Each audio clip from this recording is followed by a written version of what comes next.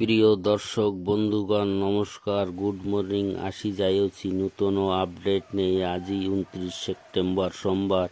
আজির মুখ্য খবর, ঘূর্ণিবলয়টি অবপাত নেবা পরে ধীরে ধীরে ପାଗ ପରିବର୍ତ୍ତନ ଦେଖାଯାଉଛି। ପାଗ ଶୁଖିଲା ଜଣାପଡ଼ୁଛି, କିନ୍ତୁ ଏହା କିଛିକ୍ଷଣ ପରେ ଆଜିର ପାଗ ବିଷୟରେ ଜାଣିବା। 13ଟି ଜିଲ୍ଲାରେ ବର୍ଷା ହେବାର ସମ୍ଭାବନା ଅଛି ଏବଂ 17ଟି ଜିଲ୍ଲାରେ ପାଗ ଶୁଖିଲା ରହିବ। ଏହା ବିଷୟରେ ଜାଣିବା ପୂର୍ବରୁ ଯଦି ଆମ ଚ୍ୟାନେଲଟିକୁ ସବସ୍କ୍ରାଇବ୍ କରିନାହାନ୍ତି ତେବେ ସବସ୍କ୍ରାଇବ୍ ଏବଂ ଫଲୋ କରି ଆମ ସାଙ୍ଗକୁ ରୁହନ୍ତୁ। 13ଟି ଜିଲ୍ଲା ବିଷୟରେ ଜାଣିବା। 13ଟି ଜିଲ୍ଲା ହେଲା ମାଲକାନଗିରି, କୋରାପୁଟ, ରାୟଗଡ଼ା, କଳାହାଣ୍ଡି, କନ୍ଧମାଳ, ଗଜପତି, ଗଞ୍ଜାମ, ନୟାଗଡ଼, ପୁରୀ, ଖୋର୍ଦ୍ଧା, କଟକ, ମୟୂରଭଞ୍ଜ ଏବଂ କେନ୍ଦୁଝର। ପ୍ରବଳ ବର୍ଷା ହେବାର ଆଶଙ୍କା ଅଛି।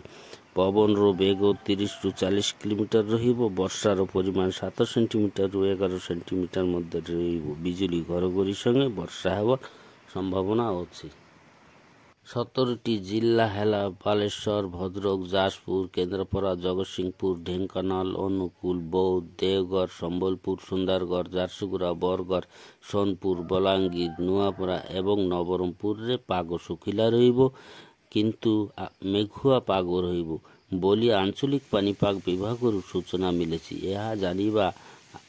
ଆଉ ଗୋଟିଏ ଘୂର୍ଣ୍ଣିବଳୟ ବଙ୍ଗୋପସାଗରରେ ଆନ୍ଦାମାନ ନିକଟରେ ଘୂର୍ଣ୍ଣିବଳୟଟି ଦାନା ବାନ୍ଧୁଅଛି। ଏହି ଘୂର୍ଣ୍ଣିବଳୟଟି ଥାଇଲ୍ୟାଣ୍ଡ, ମିଆଁମାର ଏବଂ ବାଂଲାଦେଶ ହୋଇ ଆମ ଓଡ଼ିଶା ଆଡ଼କୁ ଗତି କରିବ ବୋଲି ଅନୁମାନ କରାଯାଇଛି। ଏହା ଫଳରେ ଓଡ଼ିଶାର ପ୍ରବଳରୁ ଅତି ପ୍ରବଳ ବର୍ଷା ହେବାର ସମ୍ଭାବନା ଅଛି। ଦୁର୍ଗା ପୂଜାରେ ବ୍ୟାଘାତ ଘଟାଇପାରେ ବୋଲି ଅନୁମାନ।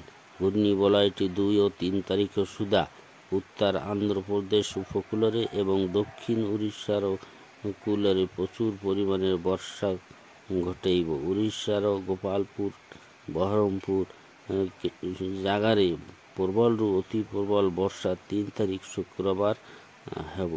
ତେଣୁ ଆଜି ପାଇଁ ଏତିକି। ଲାଇକ୍, କମେଣ୍ଟ ଏବଂ ସେୟାର, ଫଲୋ କରି ଆମ ସାଙ୍ଗକୁ ରୁହନ୍ତୁ। ଅନ୍ୟମାନଙ୍କୁ ଦେଖିବାର ସୁଯୋଗ କରିଦିଅନ୍ତୁ।